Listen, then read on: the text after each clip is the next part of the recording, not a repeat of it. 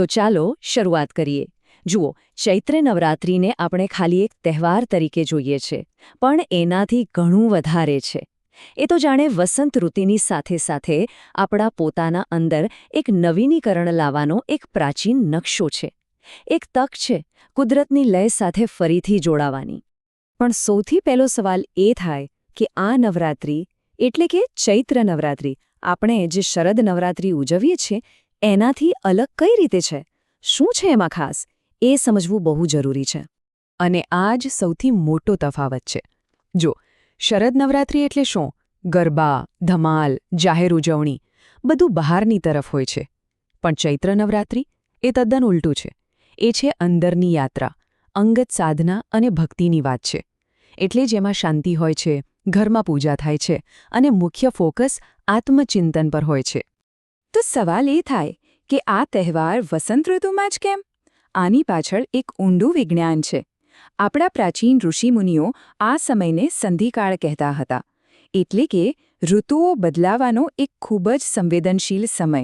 આયુર્વેદ પણ કહે છે કે આ સમયે આપણું શરીર અને મન બંને એકદમ રીસેટ થવા માટે તૈયાર હોય છે. એક રીતે કહીએ તો આ એક પરફેક્ટ ટાઈમિંગ છે આધ્યાત્મિક રીબૂટ માટે. હવે કોઈ પણ પ્રાચીન તહેવાર હોય ને એની પાછળ એક જબરજસ્ત વાર્તા તો હોય જ. તો આ નવરાત્રિઓ પાછળ કઈ કથા છે? કયું એવું બ્રહ્માંડીય યુદ્ધ છે જે આ તહેવારને એનો અર્થ આપે છે? અને આ આખી કથાનું કેન્દ્રબિંદુ છે શક્તિ. હવે જુઓ, શક્તિ એટલે ખાલી કોઈ એક દેવીનું નામ નથી. શક્તિ એ તો આખા બ્રહ્માંડની મૂળભૂત ઊર્જા છે. એવી ઊર્જા જે સર્જન કરે છે, પાલન કરે છે અને પરિવર્તન પણ લાવે છે. અને આ 9 દિવસો એ બીજું કશું નહીં, પણ આ જ શક્તિના અલગ અલગ સ્વરૂપોને સમજવાની, અનુભવવાની યાત્રા છે. વાર્તા કંઈક આમ છે. મહિષાસુર નામનો એક અસુર હતો, જેને બ્રહ્માજી પાસેથી વરદાન મળેલું કે કોઈ પુરુષ કે દેવતા એને હરાવી નહીં શકે. હવે આ વરદાનના ઘમંડમાં એણે તો ત્રણેય લોકમાં હાહાકાર મચાવી દીધો. દેવતાઓને પણ સ્વર્ગમાંથી કાઢી મૂક્યા. ત્યારે બધા દેવતાઓએ ભેગા મળીને પોતાની બધી જ શક્તિઓને એક કરી અને એ દિવ્ય ઊર્જાના તેજપુંજમાંથી પ્રગટ થયા માં દુર્ગા, જે દરેક દેવતાના શસ્ત્રથી સજ્જ હતા. અને હા, આ કોઈ મનઘડંત વાર્તા નથી. આ આખી કથા આપણને દેવી મહાત્મ્ય નામના પવિત્ર ગ્રંથમાંથી મળે છે, જે શક્તિ પરંપરાનો એક મુખ્ય આધારસ્તંભ ગણાય છે. એટલે કે આ તહેવારનું શાસ્ત્રીય મહત્વ પણ છે. પણ આ તહેવાર ખાલી એક પૌરાણિક કથા સાંભળીને પૂરો નથી થતો. એનું અસલી રહસ્ય તો એની રચનામાં છે. આ 9 રાત્રિઓ ખરેખર તો આપણી પોતાની ચેતનાના 9 સ્તરોમાંથી પસાર થવાની એક મનોવૈજ્ઞાનિક યાત્રા છે. દરેક દેવી આપણી અંદર રહેલા એક ખાસ ગુણને ઉજાગર કરે છે. ચલો એને વધુ નજીકથી સમજીએ. તો આ છે આપણી 9 દિવસની યાત્રાનો રોડમેપ. પહેલા દિવસે શૈલપુત્રીથી શરૂ કરીને 9મા દિવસે સિદ્ધિદાત્રી સુધી. દરેક દિવસ, દરેક દેવી એક સ્ટેપ છે. સ્થિરતાથી શરૂ કરીને અનુશાસન, સાહસ અને અંતે સંપૂર્ણતા સુધી પહોંચવાની આખી પ્રક્રિયા છે.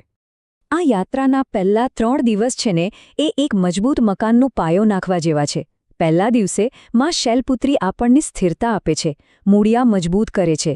બીજા દિવસે બ્રહ્મચારિણી આપણી અંદર અનુશાસન અને ઈચ્છાશક્તિ જગાડે છે.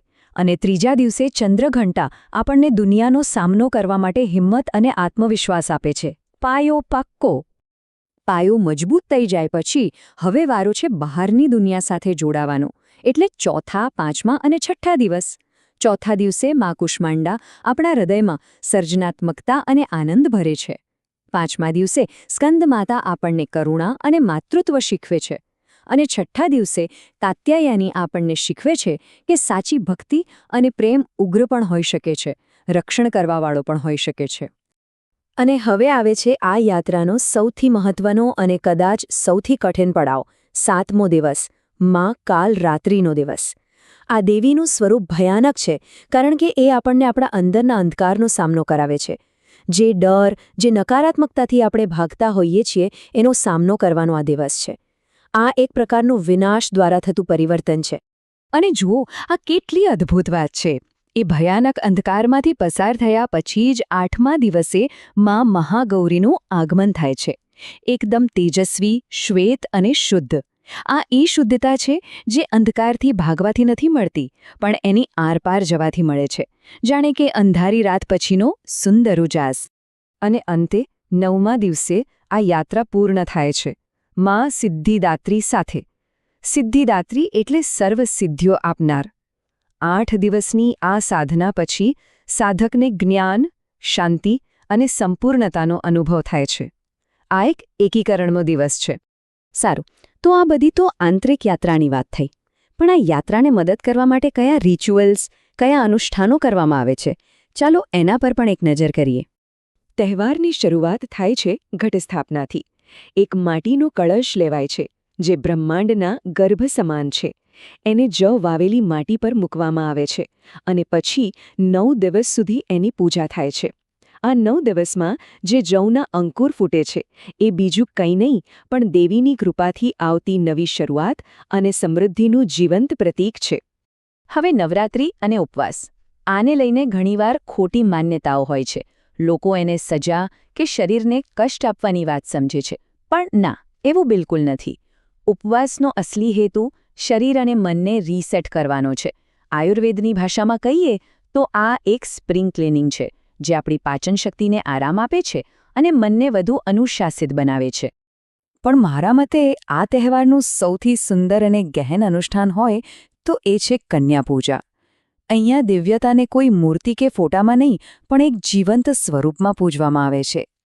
આઠમ કે 9મના દિવસે નાની બાળકીઓને ઘરે બોલાવીને તેમના પગ ધોઈને તેમને જમાડીને તેમની પૂજા થાય છે. આની પાછળનું તત્વજ્ઞાન ખૂબ જ ઊંડું છે. એ કહે છે કે જે દેવી સ્ત્રી શક્તિની આપણે વાત કરીએ છીએ એ કોઈ દૂર આકાશમાં નથી. એ તો આપણી આસપાસ આ નાની બાળકીઓના નિર્દોષ સ્વરૂપમાં જ વિદ્યમાન છે. અને હવે આ નવરાત્રિઓની યાત્રાના ભવ્ય સમાપન પર આવીએ, જે આખી સાધનાને એક સંપૂર્ણ અર્થ આપે છે. આ 9 દિવસ પૂરા થાય પછી 10મો દિવસ આવે છે રામનવમીનો, એટલે કે ભગવાન શ્રી રામનો જન્મદિવસ. અને આ કોઈ માત્ર સંયોગ નથી, આની પાછળ એક ખાસ સંદેશ છે. આને આમ સમજીએ, નવરાત્રિની સાધના દ્વારા આપણે શક્તિને એટલે કે આપણી આંતરિક ઊર્જાને જાગૃત કરીએ છીએ. પણ ખાલી શક્તિ હોવી પૂરતી નથી, એનો યોગ્ય ઉપયોગ થવો જરૂરી છે. અને એટલે જ 10મા દિવસે રામનવમી આવે છે. રામ એ ધર્મનું એટલે કે ન્યાયી અને સાચા આચરણનું પ્રતીક છે. તો સંદેશ સાફ છે. જાગૃત થયેલી શક્તિને જ્યારે ધર્મને માર્ગે વાળવામાં આવે ત્યારે જ જીવનમાં સંપૂર્ણતા આવે છે. તો અંતે આ તહેવાર આપણને એક બહુ સુંદર વિચાર સાથે છોડી જાય છે. આ તહેવાર શીખવે છે કે દિવ્યતા શોધવા ક્યાંય દૂર જવાની જરૂર નથી. એ એક નાના અમથા અંકુરિત બીજમાં પણ છે અને એક બાળકના નિર્દોષ ચહેરામાં પણ છે. તો શું એવું ન બની શકે કે જીવનના સૌથી મોટા અને ગહન સત્યો ભક્તિ અને પ્રેમ જેવા સાવ સરળ કાર્યોમાં જ છુપાયેલા હોય? આના પર વિચાર જરૂર કરજો.